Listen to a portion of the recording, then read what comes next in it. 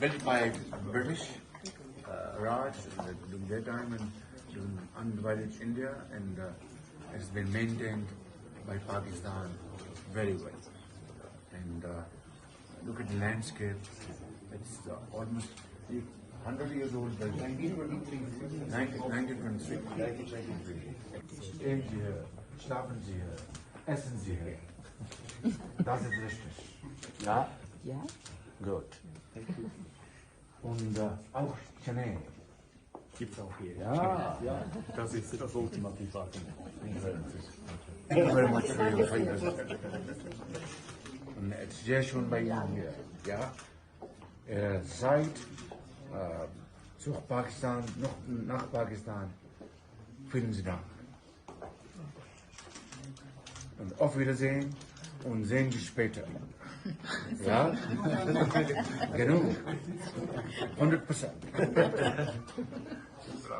Mit meinem Freund. Herren und Damen, ja? Schönes Zeit hier. Thank you very much. Ich habe in Genf versprochen, nach Pakistan zu kommen. Ich bin gekommen. Das erste Mal, aber nicht das letzte. Vielen Dank. Und vielleicht nach 2 Monaten, es wird be Detroit, ja? Wunderbar. Ich fliege, ja. Dann können wir uns wieder sehen. Vielen Dank und sehen Sie später. Auf Wiedersehen. Ja. Wiedersehen.